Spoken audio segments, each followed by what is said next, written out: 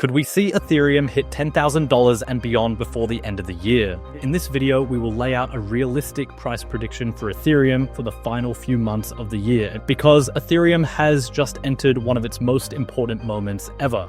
For most of 2025, people have been focused on Bitcoin, but behind the scenes, Ethereum has been building major momentum of its own. Tens of billions of dollars worth of Ethereum are being accumulated by institutions, and the biggest public companies in crypto are racing to secure as much supply as possible before its next breakout. But let's address the elephant in the room. September is usually the worst month of the year for crypto, and specifically Ethereum. On average, we usually see Ethereum fall by 10% in September. It's the worst month by far. But just wait. After September, we get October, November, and December, which historically are extremely good years for Ethereum. On average, it has historically increased by 7% each month. If that trend holds, Ethereum could be pushing towards $6,000 by the end of the year. But this time, the setup looks even stronger. This will not be an average year.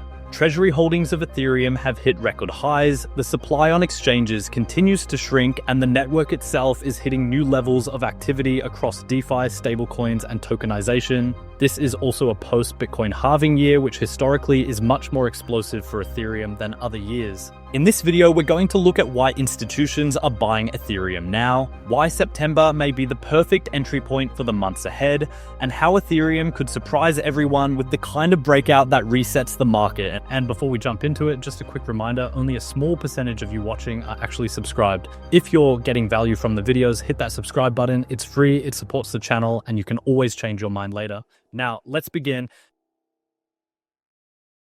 Ethereum is entering a very unusual setup for September. If you go back through history, September has been the worst month for Bitcoin and crypto in general. It's the time of year when liquidity dries up, traders step back, and markets often move sideways or even turn red. But just wait, because following September, in years following a Bitcoin halving such as 2017 and 2021, Ethereum usually posts massive average gains in the final 3 months of a year. For example, in October 2021, the year after the Bitcoin halving, Ethereum posted gains of 42.8%. In 2017, another post-halving year, it was even more spectacular. We saw gains of 46.2% in November, followed by gains of 70% in December. Those are not small numbers. They are surges that can completely shift the market narrative. If those same dynamics repeat, Ethereum could climb towards $6,000 as early as October. So, although September may bring some red, just wait until the final 3 months of the year. That's when things start to get silly.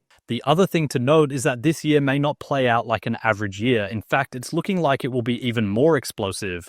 Because the important detail is that Ethereum's performance doesn't happen in a vacuum. Institutions are beginning to treat it as more than just a speculative coin. They're adding it to balance sheets, building treasuries, and creating structures similar to what we saw when MicroStrategy pioneered the Bitcoin treasury model. Only this time, it's happening with Ethereum, and the amounts involved are already in the billions. This level of accumulation is new, and it adds real weight to the seasonal trend we've seen in the past. Ethereum is currently sitting at around $4,500, which makes this moment even more interesting. While we've seen Bitcoin already push past its resistance levels and reach new highs this year, Ethereum hasn't really had its breakout yet. That means we are still in a multi-year long accumulation phase, with larger players quietly buying before the wider market realizes what's going on. If history and institutional buying line up at the same time, Ethereum may be walking into one of its strongest price windows in years. And this is only the beginning, because the deeper you look at who is buying and how much they're accumulating, the more obvious the story becomes.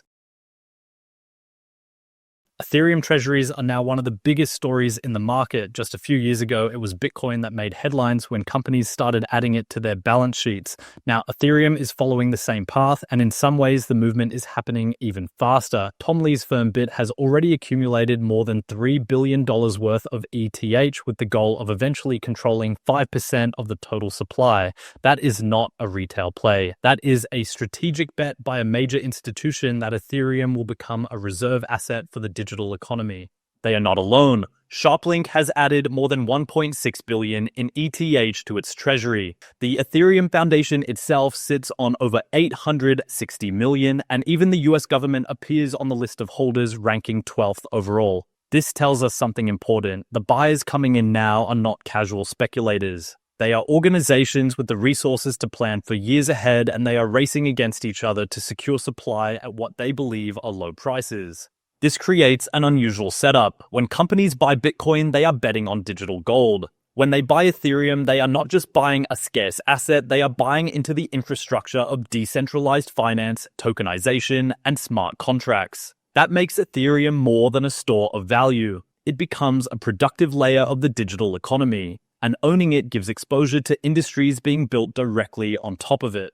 With billions already locked into treasuries, the supply of ETH available on exchanges is shrinking. At the same time, demand is rising from both institutions and retail. That combination is what creates a supply crunch, and it's why every dip under $4,000 has been quickly bought up.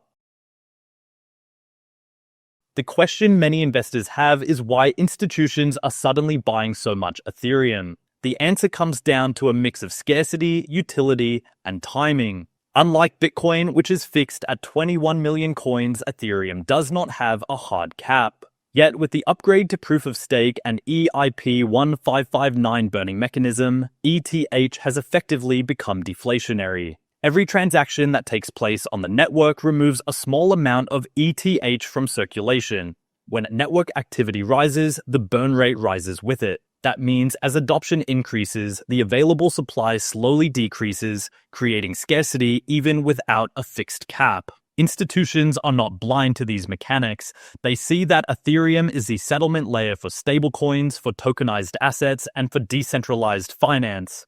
More than 80% of tokenized value flows through Ethereum, and stablecoins issued on the network already represent hundreds of billions of dollars in daily activity. In short, Ethereum has become the plumbing for digital finance, and ownership of ETH is the way to participate in that growth. Timing is also critical. Many institutions believe they are securing a strategic position before the breakout. Once ETH crosses its previous all-time high, the narrative will shift to momentum and retail speculation, making accumulation more expensive. By acting now, these treasuries can establish a low-cost basis and benefit from future price appreciation. The race to accumulate ETH is not only about profits but also about influence. Owning a significant share of supply allows these institutions to stake, earn yield, and have a say in governance proposals. It is a bet on Ethereum as a platform, not just as an asset. This is why the treasury rush is so important. It signals that Ethereum is moving into the same class as Bitcoin in the eyes of big money.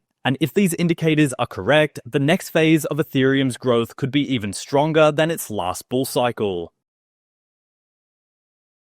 Ethereum's chart tells a story of pressure building. For months, the price has tested resistance levels near $4,500 only to be rejected each time.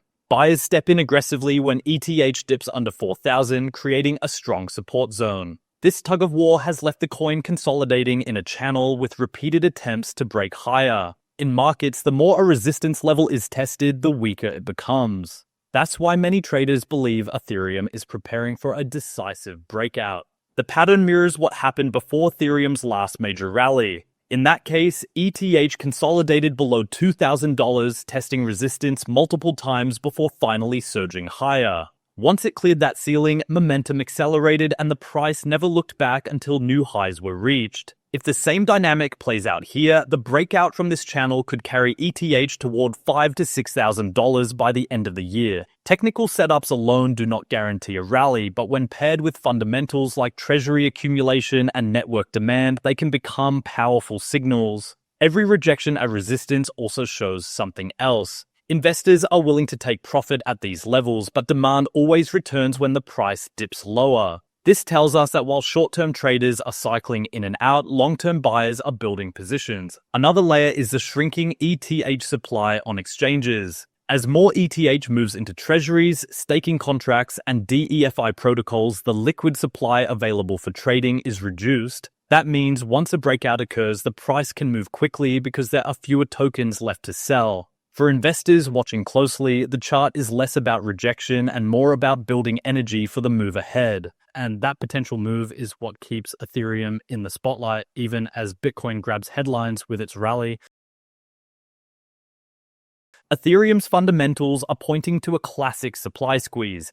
On-chain data shows that more ETH is being pulled off exchanges than added back, which means circulating supply is shrinking at the very moment demand is growing. Treasuries holding billions of dollars in ETH are part of this, but staking and DEFI lockups also play a major role. Every token that gets locked into a smart contract or removed to a cold wallet is one less available for open trading. Over time, this creates upward pressure because buyers are chasing fewer and fewer coins. When you compare this to earlier cycles, the difference is clear. In previous bull runs, most ETH was still on exchanges, easy to sell during pullbacks. Today, the market looks much tighter. Spot Ethereum ETFs are consistently pulling in inflows, treasury buyers are competing with each other, and staking rewards keep investors from rushing to sell. With each of these mechanisms in play, the open market supply is drying up in a way that hasn't been seen before. This is why many analysts describe ETH at around $4,000 as a bargain.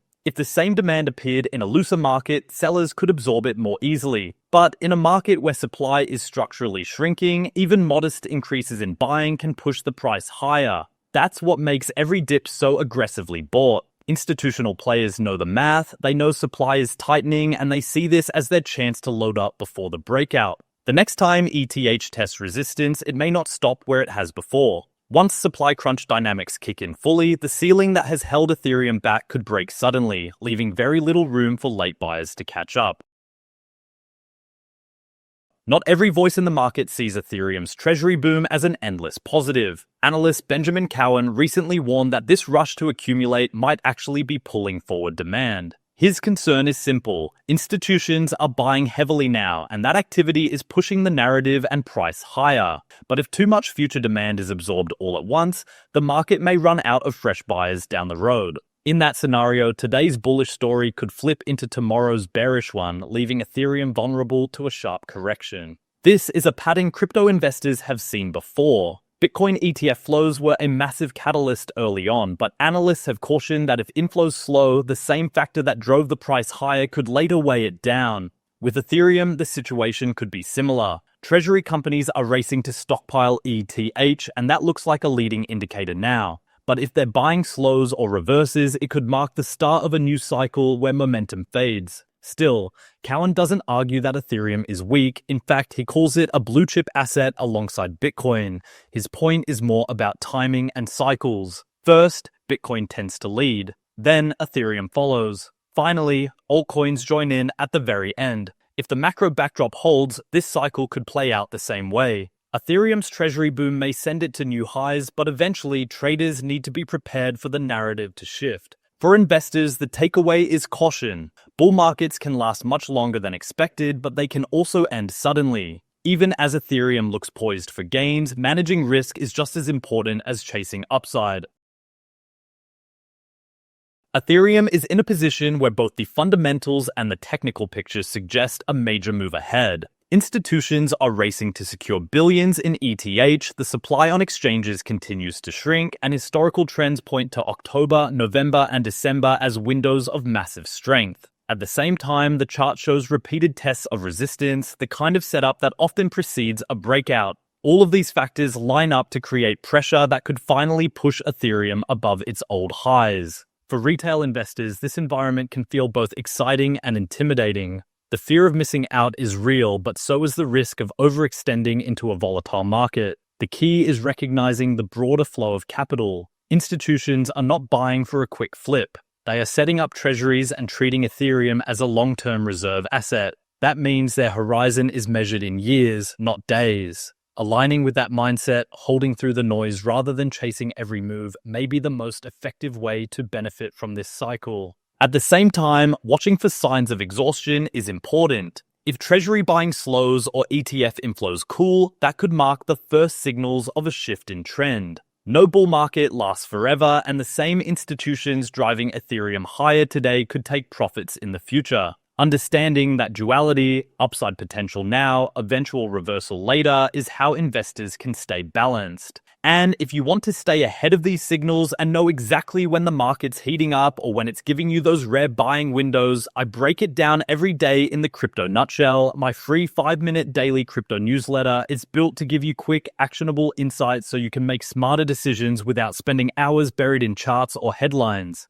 You'll get clear signals on when to buy, when to take profits, and the latest news that could move markets, all delivered straight to your inbox. Just click the first link in the description, enter your email, and you're in. Anyway, guys, that's all we have for today. Thanks for watching, and I'll see you all in the next video.